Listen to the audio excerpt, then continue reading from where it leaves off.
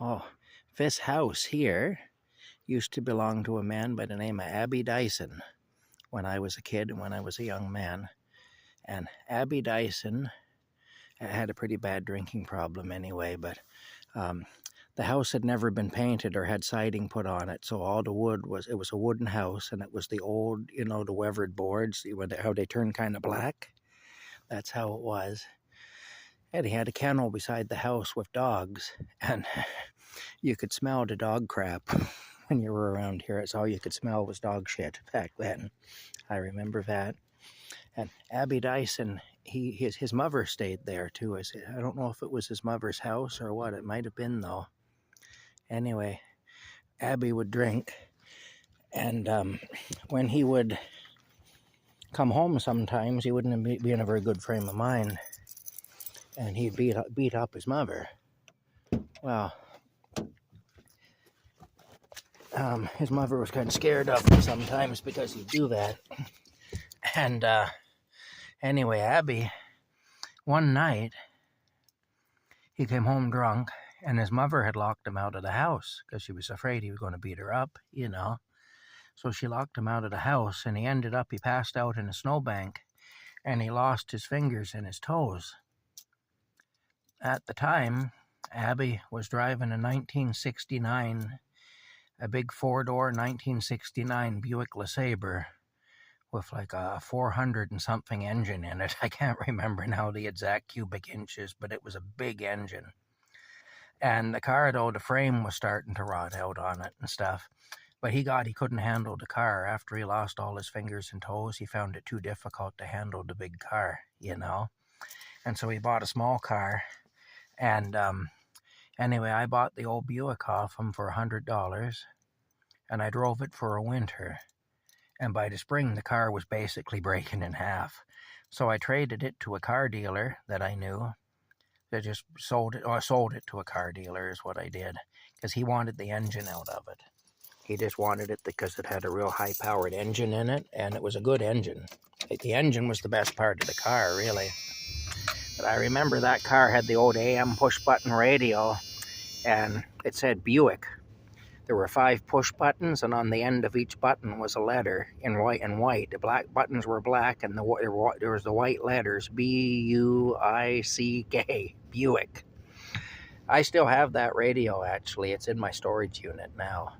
I kept that radio.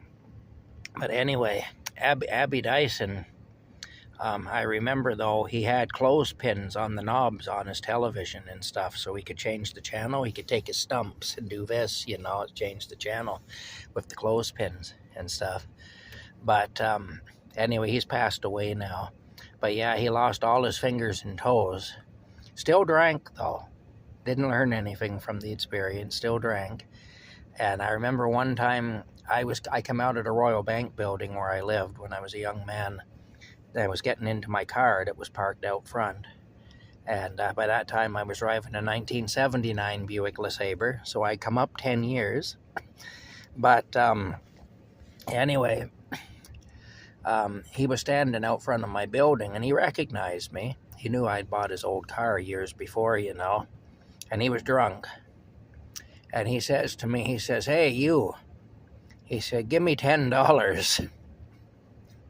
I just turned around and looked at him and said, "Fuck off." And I went to get it, and he raised the stump, fairly, no hand, just a stump, a hard stump.